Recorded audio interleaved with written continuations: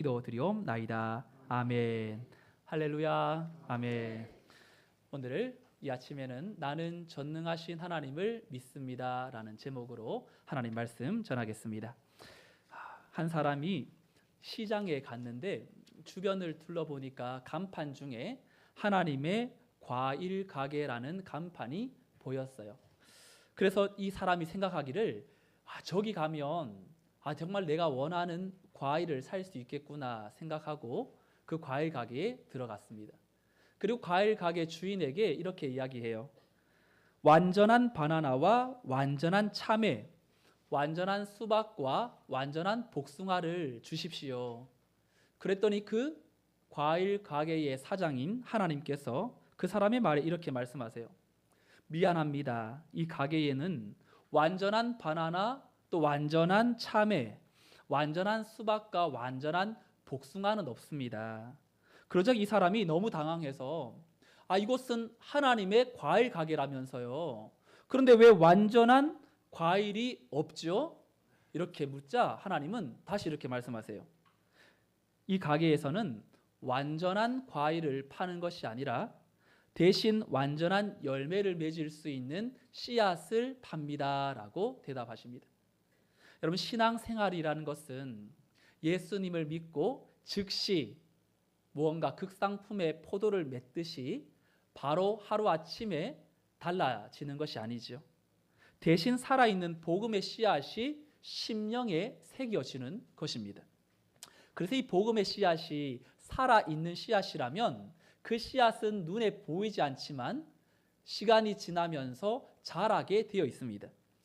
여러분, 혹시 여러분들의 마음속에 심겨진 복음의 씨앗, 하나님이 어떤 분이고 예수님이 어떤 분이고 성령님이 어떤 분이고 내가 지금까지 살아오면서 내 안에 복음이라고 생각하는 복음의 씨앗이 제 용서의 확신과 제사함의 은총을 가지게 하고 있는지, 어떤 상황에서도 하나님을 의심 없이 신뢰하게 만드는지, 오늘 밤이라도 이 세상을 떠난다면 천국 문 앞에 설 수 있을 것, 들어갈 수 있을 것이라는 확신을 얻게 하는지, 삶의 공고한 환경 가운데에도 하나님으로 인해서 두려워하지 않고 담대함을 얻게 하는지, 여러분 한번 스스로에게 질문해 보십시오.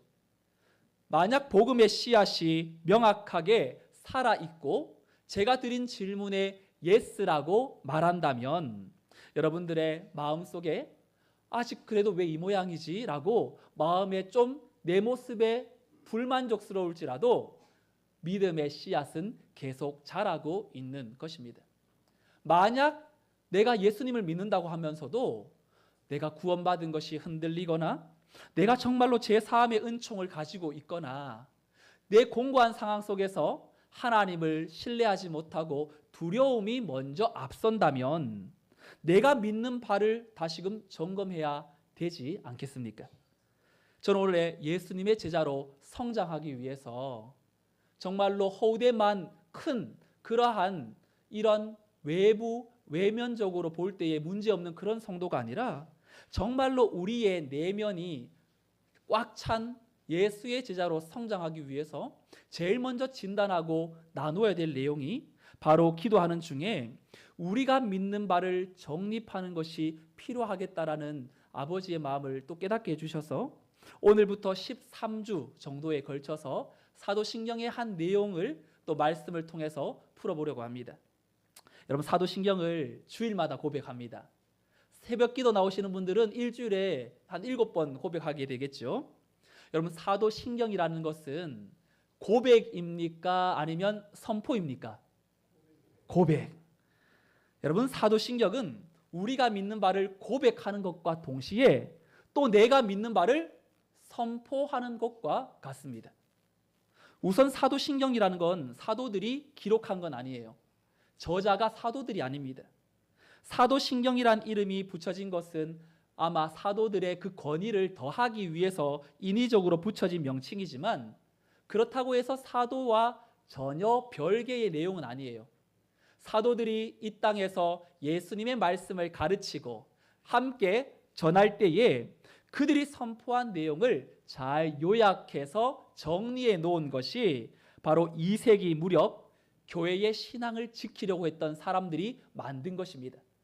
그리고 이것을 시간이 지나면서 4세기에 한번 수정, 보완이 되고 9세기경에 완전한 형태로 확정되어 로마 가톨릭에서도 그리고 영국의 이 또 성공회에도 또 이 개신교 우리에게도 공통적으로 사용하는 고백서로 채택이 되었습니다. 사도신경은 여러분 왜 우리는 매주마다 고백할까요? 왜 선포할까요? 이 사도신경의 중요성이 있습니다. 그 첫 번째 이유가 여러분 성경의 창세기부터 요한계시록까지 방대한 성경의 이 내용을 요약해 놓고 있어요. 내가 믿는 것이 무엇인지 명확하게 답해주는 신앙의 뼈대와 같기 때문에 중요합니다. 그리고 이 사도신경이 고백이 중요한 이유는 바로 잘못된 신앙이 내가 믿는 것을 명확하게 알아야 잘못된 신앙이 무엇인지를 알게 되겠죠.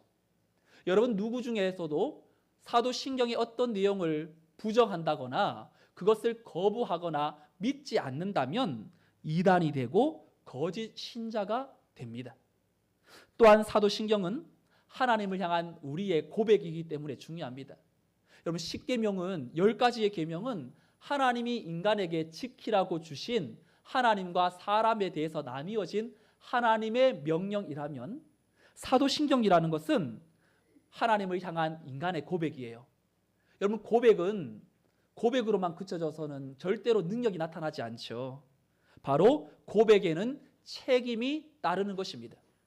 나는 그리스도인입니다라는 고백에는 예수 따르는 삶을 살겠다라는 그 삶이 뒤따를 때에 바로 능력 있는 성도의 삶이 되는 것처럼 우리의 신앙에 문제가 발생되는 것, 신앙생활 오래 해도 뭔가 달라지지 않는 것처럼 보이는 이유는 내가 믿는 믿음의 고백과 삶이 계속 이 균형을 이루지 못하고 일치하지 못하기 때문에 그렇겠죠.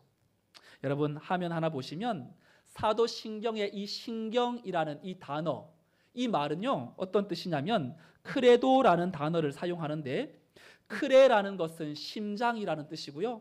도라는 단어는 드린다라는 그런 뜻인데 사도신경이라는 말에는 어떤 뜻이 내포되어 있냐면 심장을 드린다라는 뜻이 담겨 있습니다. 이게 무슨 말이냐면 내가 사도신경을 고백하고 선포할 때 이 고백문은 내 심장과 내 목숨을 맞바꾸어도 결코 부족함이 없는 진리의 고백이라는 것을 그 내 목숨과 바꾸겠다라는 결연한 의지가 담긴 것이 바로 이 사도신경이 가지고 있는 그 옛날 초대교회 성도들이 그런 마음으로 고백했던 내용입니다. 여러분들은 어떠세요? 이 사도신경을 진짜 내 생명만큼 귀하게 여기면서 선포하고 있습니까? 미국의 기독교 철학자인 달라스 윌라드라는 분은 이 믿는다라는 단어를 이렇게 정의해요. 믿는다는 건 말이나 확신만으로 진정한 믿음이 아니라 그 고백이 진실인 것처럼 행동할 때에야 비로소 그것을 진정으로 믿는 것이다. 그러니 믿는 것이 머리에서만 맞아라고 동의로만 끝나는 것이 아니라 삶으로 이어져야 된다는 것이죠. 여러분 사도신경을 당시 많은 이들이 이제 기록하고 선포하지만 이 사도신경을 함께 나눠야 될 필요성을 이 뼈저리게 느낀 것은 당시 사도들이 복음을 전할 때 수천 명이 죽게 돌아오는 역사가 하루에도 엄청난 많은 성도들이 죽게 돌아오지요. 그러면 그 당시는 교리 교육이 따로 없었기 때문에 당신 예수님 믿으십니까? 그러면 그 사람을 바로 세례를 줍니다. 그러니까 이런 일들이 시간이 지나 로마 박해와 핍박으로 인해서 변절자가 생기고 그리고 또 이 배교자가 속출하는 것을 보니까 함부로 세례를 주어서는 안 된다라는 인식이 이제 확산이 됩니다. 그래서 세례를 주기 위해서 사도신경이 필요했던 겁니다. 그 옛날 초대교회 성도들이 이 사도신경을 통해서 어떻게 세례를 받았는지 한 일화가 있는데요. 새벽을 깨우는 닭 울음소리에 맞춰서 사람들은 흐르는 물가로 나아가 걸치고 있던 겉옷을 벗어 던집니다. 여자들은 머리를 풀고 장신구를 떼어냈습니다. 마지막까지 마음속에 남아있던 악한 생각들을 다 내려놓은 후에 그들의 머리부터 발끝까지 기름으로 부어집니다. 옆에서 세례를 돕는 이들은 겉옷을 벗은 그들을 물속으로 데리고 들어가서 세 가지의 질문을 던집니다. 첫 번째 질문, 당신은 전능하신 하나님 아버지를 믿습니까?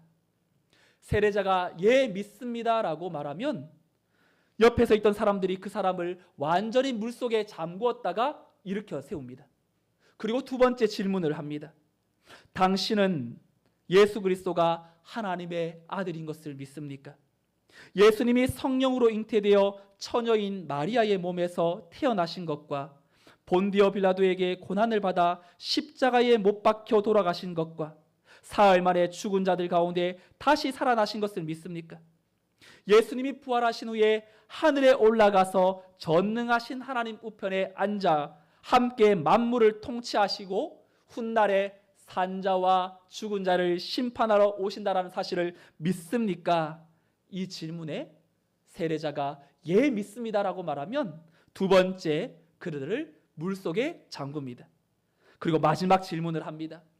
당신은 성령과 거룩한 공교회와 몸이 다시 사는 것과 부활을 믿습니까?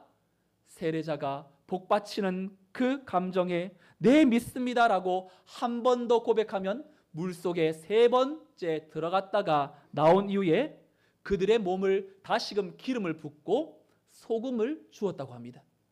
소금을 준 이유는 당신이 선포한 그 고백대로 세상에 들어가 맛을 내며 살아가라는 삶을 위해서 상징적인 의미로 준 것이죠. 그러면 옆에 있는 성도들이 환희에 찬 축복을 받으며 다른 그리스도인들과 평생의 그 기억에 남을 성찬으로 이어집니다. 그래서 초대교회 성도들은 사도신경의 고백과 세례와 성찬이 동시에 진행이 되었습니다. 여러분 한번 상상해 보세요. 그들의 신앙 고백, 정말로 내 심장을 내어드리겠다라는 그 고백과 그리고 세례와 성찬으로 참여하는 그들이 얼마나 감격스럽게 이 자리를 그들이 맞이했을지 말입니다. 사도신경은 5가지의 주제가 있습니다. 성부 하나님, 성자 예수님, 성령 하나님, 그리고 교회의 거룩성과 믿음 안에서의 성도의 교제, 그리고 성도의 삶에 일어날 3가지의 변화, 제사함과 부활과 용서의 이 영생에 대한 믿음의 고백이 있는데, 오늘 첫 번째 나눌 내용이 나는 전능하신 하나님을 믿습니다입니다.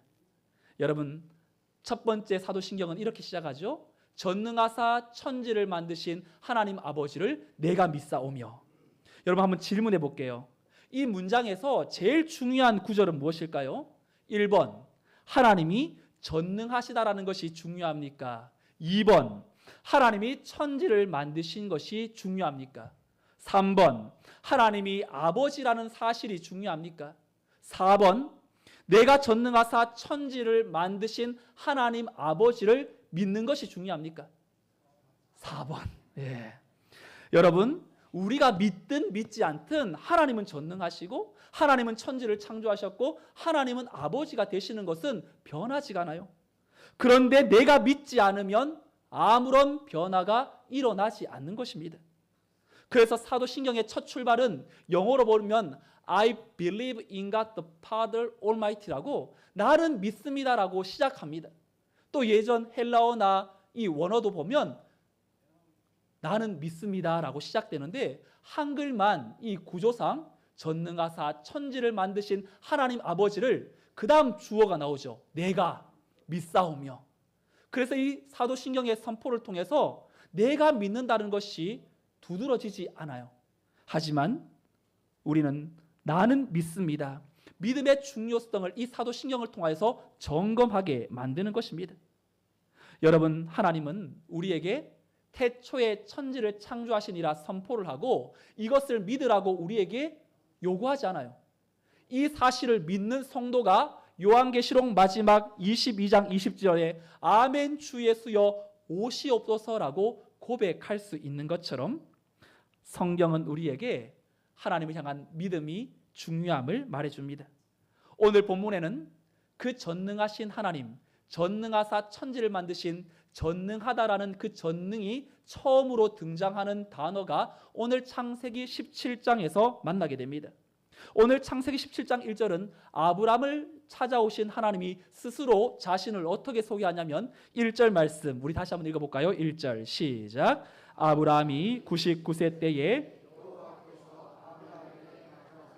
그에게 이르시되 나는 하나님이라 너는 내 앞에서 행하여 완전하라. 아멘. 여러분 전능하다라는 말은 히브리어로 엘샤다이. 여러분 하나님의 이름이 굉장히 많은데요. 전능하다라는 말은 엘샤다이라는 말을 사용하는데 이 엘은 하나님을 말하고 샤다이는 전능자. 모든 것을 충족해 하실 수 있는 능하신 분을 바로 샤다이라고 말합니다.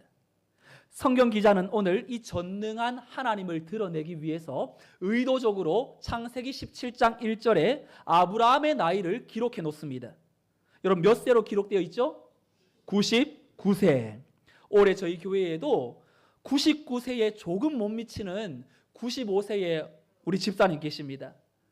여러분 창세기 17장에는 전능한 하나님과 아브라함의 나이가 비교, 대조되고 있습니다.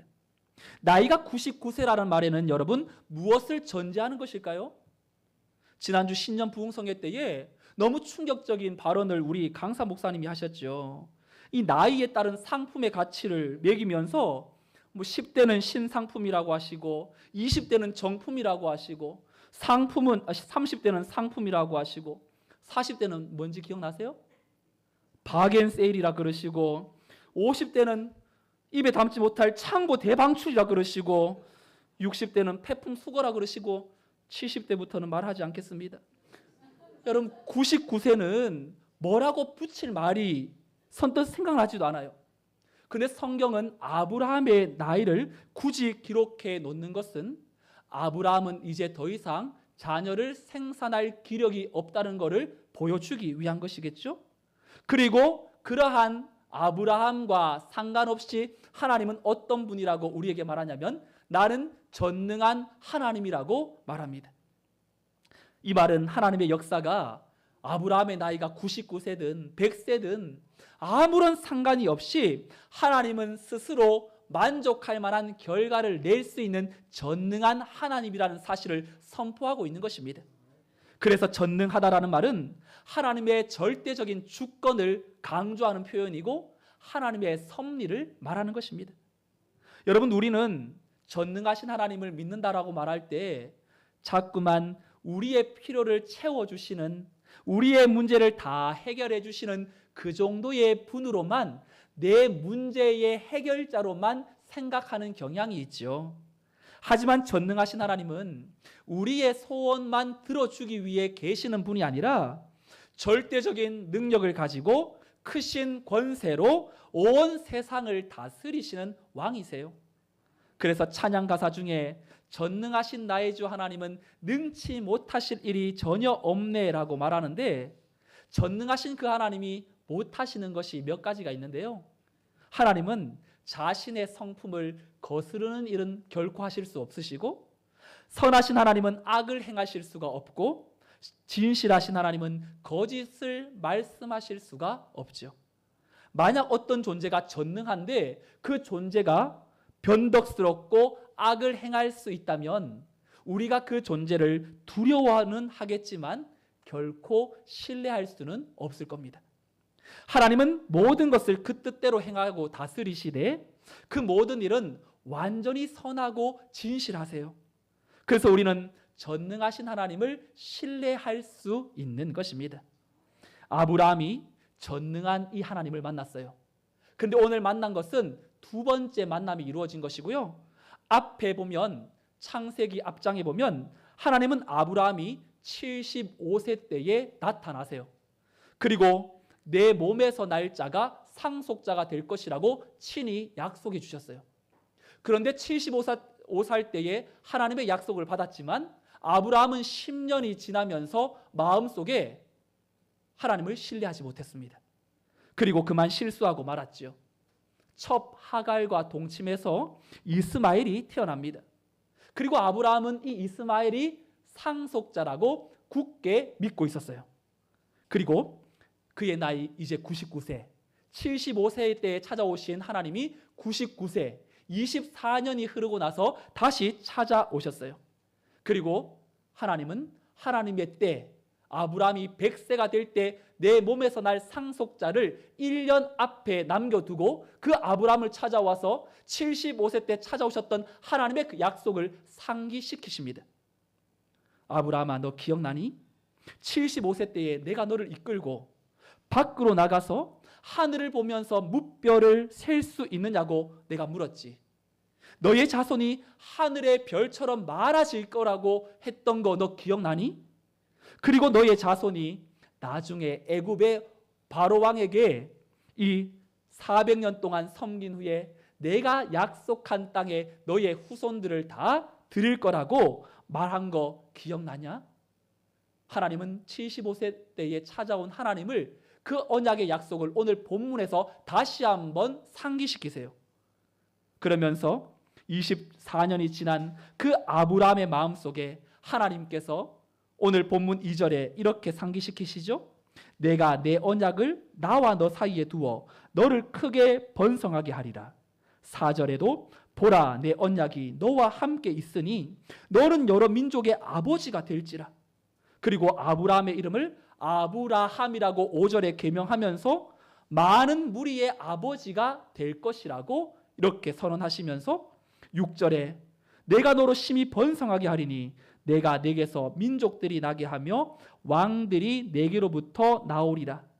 8절에도 내가 너와 내 후손에게 내가 거류하는 이 땅 곧 가나안 온 땅을 주어 영원한 기업이 되게 하고 나는 그들의 하나님이 되리라. 사랑하는 성도 여러분, 하나님은 왜 아브라함에게 75세 때 말씀하셨던 그 이야기를 구구절절 다시 이야기하면서 나는 전능한 하나님이라고 선언하신 이유가 무엇입니까? 그것은 아브라함이 전능하신 하나님을 믿지 못했기 때문입니다.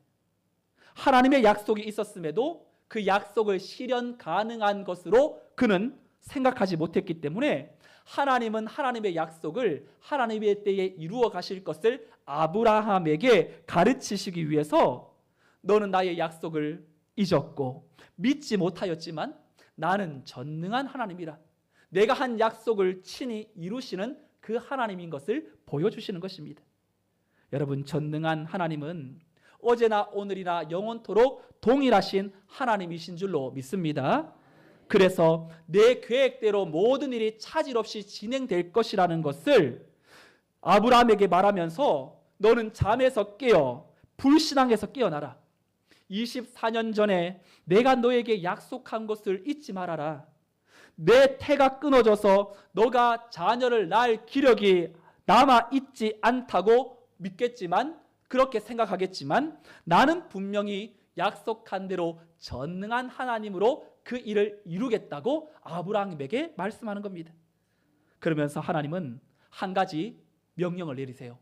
오늘 그 명령은 전능한 하나님을 믿는 우리에게도 동일한 명령입니다.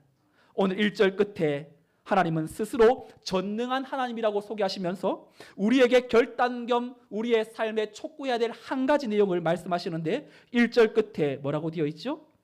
너는 내 앞에서 행하여 완전하라.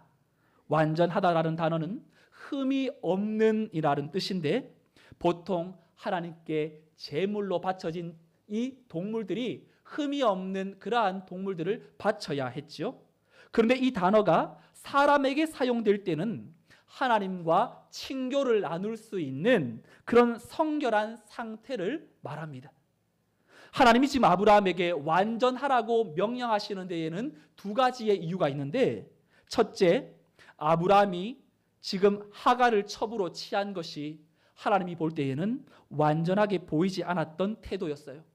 그러니 완전하라라는 이 하나님의 말씀 앞에 아브라함은 지난 24년간 하나님의 약속을 잊어버렸던 자신의 삶을 뒤돌아보게 만드는 명령이었습니다. 오늘 동일하게 우리에게도 완전하라고 하는 이 말은 우리가 어떻게 완전해요? 라고 생각할지 모르지만 너 완전한 하나님을 믿고 살아온 성도의 삶이냐? 과연 하나님을 진짜 신뢰하고 살았던 너의 삶이냐? 불신앙으로 전능한 하나님을 매주마다 고백하면서 고백과 삶이 달랐던 너의 모습을 돌아보아야 되지 않겠느냐고 우리에게 촉구하시는 명령이고, 두 번째, 하나님이 아브라함에게 완전하라고 명령하시는 이유는 모든 인간이 절대적인 의미로 완전해질 수는 없겠지만 그것을 추구하며 살아가라는 것입니다.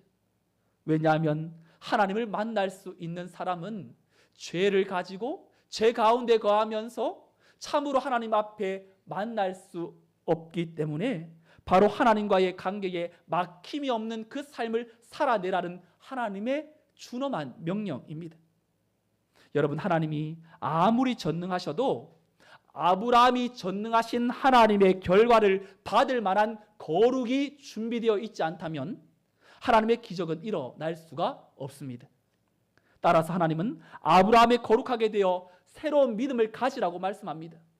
주님은 이 땅에 오셔서 바로 귀신 들린 자의 아버지가 자신의 제자들이 못 고친 것을 주님께 말하면서 주여 하실 수만 있거든 내 아들을 고쳐달라고 이야기하죠. 하지만 주님은 즉시로 아들의 병을 고치지 않으시고 이렇게 묻죠. 할 수 있거든이 무슨 말이냐? 믿는 자에게 능치 못함이 없느니라. 아버지가 주여 저의 믿음 없음을 불쌍히 여겨달라고 자신의 마음을 성결하게 준비한 후에 예수님은 그 귀신 들린 자를 고쳐내지 않습니까? 가나안 땅을 자신의 힘과 능력으로 행할 수 없고 여호와의 군대 장관 앞에 너가 선 곳은 거룩한 곳이니 신발을 벗으라고 하나님이 여호수아에게 찾아오셔서 하나님의 이끄심, 하나님 앞에 성결을 먼저 준비시키고 불에 타지 않는 떨기나무 앞에서 모세를 향하여 너가 선 곳은 거룩한 곳이니 신을 벗으라고 하나님의 구원의 역사를 너가 살아온 삶의 신발을 다 내어 던지고 이제 하나님의 행하시는 일을 거룩한 자답게 수납하고 인정하라고 하나님은 말씀하시는 것처럼 오늘 사도신경의 첫 부분 나는 전능하신 하나님을 믿습니다라는 고백을 통하여서 나는 그 고백을 함으로 인하여 내게 감당해야 될 하나님의 그 명령은 바로 너는 내 앞에서 완전하라. 다시 말해서 완전한 하나님을 너 진짜 믿고 있니? 그러면 믿고 있는 너의 신앙이 이제는 변해야 되지 않겠냐? 이제는 여전히 변하지 않는 삶의 발목 잡혀서 전능하신 하나님을 잊어버리고 아무런 기대도 없이 타성에 젖어 살아가는 그 삶을 결코 살아서는 안 된다고. 믿었다면 믿는 대로 하나님을 선포하고 그 선포한 대로 그 삶을 살아가라고 우리에게 새 마음과 새 뜻을 완전하라는 이 단어를 통해서 주시고 계시는 것입니다. 사랑하는 성도 여러분, 우리가 전능하신 하나님을 믿으면 아브라함의 상태를 나타내기 위해서 성경 기자가 의도적으로 기록해 놓았던 99라는 숫자는 하나의 숫자에 불과합니다. 마찬가지로 내 안에 변화될 기미가 보이지 않는 것으로 오랜 기도의 제목이 되었고 그리고 나의 눈물이 되어 앞을 가로막는 것이 있다 할지라도 그것은 전능하신 하나님을 다시금 믿고 그리고 거룩으로 반응할 때에 그 기도의 제목은 똑같은 하나님을 향하여 전능하신 하나님에게 받게 될 간증으로 변하게 될 줄로 믿습니다. 하나님의 전능은 내 타이밍이 아니라 하나님의 때에 하나님의 그 시간 안에 우리가 서 있겠다라는 성숙의 다짐으로도 바로 온전하게 완전하게 서라는 뜻이 또한 나타낼 수 있겠죠. 전능하신 하나님이 내게 임하여 변화될 내 삶, 정말로 이때까지는 얼마나 많은 입으로 고백하며 또 하나님을 그저 내 머리로서만 가두어 놓았다면 이제는 전능하신 그 하나님이 과연 내 삶에 어떻게 역사하실지 나도 전능한 하나님을 실제로 믿고 하나님 앞에 다시금 거룩을 회복할 수 있기를 소망합니다. 그분을 전능자라고 고백한다면 내 인생을 그분께 내어 맡김으로 하나님이 행하시는 일을 항상 우리가 돌아보며 작은 것 하나에도 내 힘으로 이루었지, 정말로 내 능력으로 여기까지 왔지가 아니라 전능하신 하나님이 정말 작은 것 하나에도, 신음하는 그 소리에도 전능하신 하나님의 때에 하나님의 방법으로 이끄셨다라는 걸 우리가 인정할 수 있고 하나님께 올려드린다면, 오늘 우리는 전능한 하나님은 어제도 변하지 않으셨고 오늘도 변치 않고 내일도 전능한 하나님으로 나타날 것이고, 거기에 맞춰 성결한 성도로 너는 내 앞에 서서 완전하라고 말씀하시는 그 하나님의 그 음성 앞에 이번 한 주간 전능한 하나님을 믿는 하나님의 성결한 성도로 하나님 앞에 내 삶을 믿음으로 고백하고 그 믿음대로 또 살아내는 하나님의 거룩한 성결한 자 되시기를 주님의 이름으로 축원드립니다. 아멘. 다 같이 일어나셔서 전능하신 나의 주 하나님은 능치 못하시리 없네, 함께 찬양하겠습니다.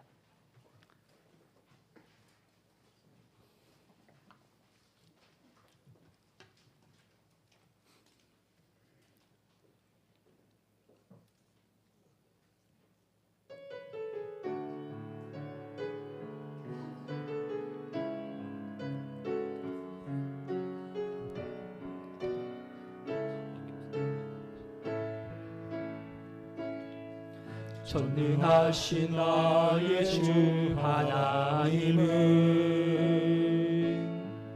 능치 못하실 전혀 없네.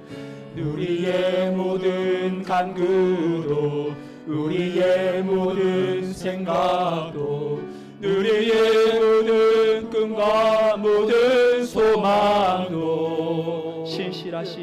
신실하신 나의 주 하나님은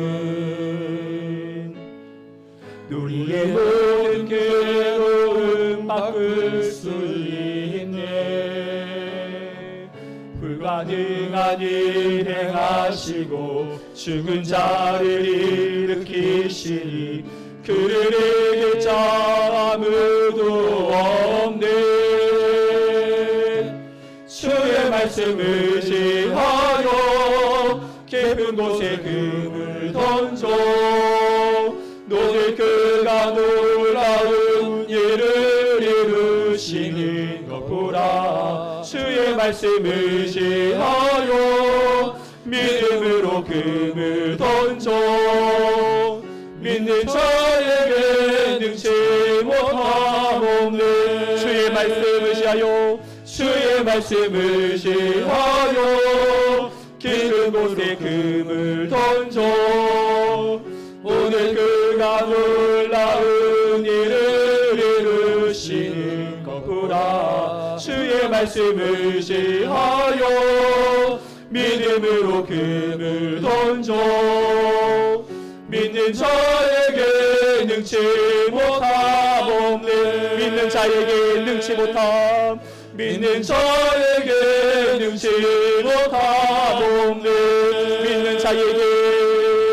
믿는 자에게 능치 못함 없네. 함께 기도하겠습니다. 하나님에 대한 명확한 믿음의 고백이 회복되게 하여 주시고 그 믿음의 고백이 삶의 자리에서 능력으로 나타나 내가 믿는 전능한 하나님을 경험하게 하여 주시도록, 전능하신 하나님은 나의 삶을 통치하고 우리 가정과 교회와 나라 민족 가운데에도 여전히 일하고 계심을 믿고 하나님 앞에 성도가 회복해야 할 내 앞에 서서 완전하라, 하나님을 인정하고 하나님보다 앞서지 않겠습니다. 하나님의 때를 기다리겠습니다. 성결한 그릇으로 하나님과의 관계에 막힘이 없는 성도의 삶으로 나아가겠습니다. 오늘 들은 말씀 생각하면서 결단함으로 함께 기도하며 나아가겠습니다. 하나님 아버지, 우리에게 전능하신 하나님으로 찾아와 주시고 여전히 우리의 삶을 인도하시는 그 능하신 하나님을 우리가 믿으며 하나님 앞에 다시 한번 서기를 원합니다. 하나님을 인정하는 성도, 하나님보다 앞서지 않는 성도, 하나님의 때를 기다리는 성도, 성결한 그릇으로 하나님과의 관계에 막힘이 없는 성도로 다시 한번 하나님의 그 거룩하신 은혜 안에 서게 하여 주옵소서. 주의 그 크신 그 사랑이 얼마나 우리를 압도하며 하나님이 주시는 은혜 안에 서게 하시는지를 돌아보게 하여 주옵소서. 믿음 없는 말을 내뱉지 않게 하여 주옵소서. 전능하신 하나님을 믿는 자답게 다시 한번 우리의 입술에 하나님의 전능함을 선포하며 내 삶에 하나님의 뜻을 이루어드리는 하나님의 그 전능하심을 신실하게 믿음으로 이 한 주간 풀리지 않는 내 삶의 환경 앞에 반응하지 않게 하시고 다시 한번 하나님의 뜻과 하나님의 능력의 손에 붙들려 믿음의 삶을 다시 한번 살아내게 노라고 다짐하며 결단함으로 설 수 있는 하나님의 자녀들로 나아가게 하여 주시옵소서. 그리하여 우리의 삶에 전능하신 하나님이 얼마나 크고 놀라운 일을 행하시는지를 깨닫게 하시고 느끼게 하시고 믿음의 신임을 온전히 바라볼 수 있도록 성령으로 충만케 하여 주옵소서. 예비하시는 은혜와 그 능력의 손에 붙들림 받을 수 있도록 하나님 함께하여 주옵소서. 인도해 주옵소서. 그 크신 은혜로 전능하신 하나님 아버지, 삶에 필요한 것을 하나님의 방법으로 채우시는 살아계신 하나님을 믿게 하여 주시니 감사합니다. 사도신경 시리즈를 통하여 우리가 믿는 것이 무엇이며 우리의 믿음의 고백이 더욱 명확해지게 하여 주옵소서. 아브라함을 일찍이 찾아오셔서 하나님의 전능하심을 약속하셨건만 그 약속을 잃어버리고 인간적인 방법으로 살았던 아브라함을 잊지 않으시고 버리지 않으시고 그분의 전능하신 은혜로 다시 회복시키사 아브라함 열국의 아비로 그의 인생의 하나님의 약속을 신실하게 지켜가시는 전능자 하나님이 나의 하나님이심을 믿게 하여 주옵소서. 하나님은 신실하게 하나님의 일을 하고 계시니 전능한 하나님의 자녀로 하나님 앞에 온전치 못한 나의 삶을 돌아보며 다시금 전능하신 하나님의 은혜를 받을 수 있는 순결함 거룩한 자녀로 빚어지게 하여 주옵소서. 이 한 주간 삶의 자리가 어떠하든 전능하신 하나님을 믿는 성도답게 변하지 않는 내 삶의 환경에 한숨 지으며 믿음 없는 말을 내뱉지 않게 하여 주시고 다시금 전능하신 하나님을 믿는 성도의 삶에 담대함과 용기와 확신과 기쁨과 평안으로 살아가도록 우리 하나님 역사하여 주옵소서. 예수님의 이름으로 기도드리옵나이다. 아멘. 이제는 우리 주 예수 그리스도의 은혜와 하나님의 전능하신 사랑과 성령의 위로 교통 충만 역사하심이 내 삶의 한치의 오차 없이 신실하게 전능하신 하나님의 사랑으로 채우심을 믿고 나도 그 하나님의 자녀로 거룩으로 옷 입고 성결의 삶을 살아가며 하나님의 신실함을 선포하며 찬양하며 살겠다고 다짐하는 믿음의 권속들의 삶과 가정과 자녀와 생업 위에 나라와 민족과 열방 위에 이제로부터 영원토록 함께 있을지어다. 아멘.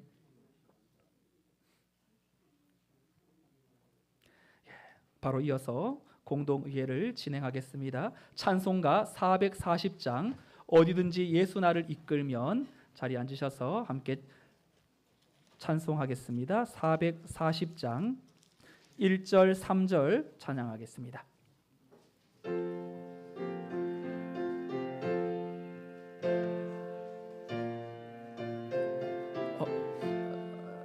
440장입니다. 죄송합니다. 440장 어디든지 예수 나를 이끌면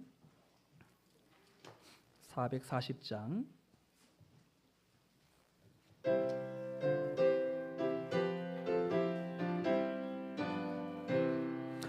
어디든지 예수 나를 이끌면 어디든지 예수와 함께 가려네. 예수와 함께 아니 가면 나 걷고 예수님과 동행하면 겁없네. 어디를 가든지 멈낼 것 없네. 어디든지 예수와 함께 가려네. 3절 너든 그늘 나를 애워쌀 때에 주가 함께 계심 믿고 자려네. 주 그늘의 천국에서 깨어나 예수와 함께 길이 살리라. 어디를 가든지 겁낼 곳 없네. 어디든지 예수 함께 가려네.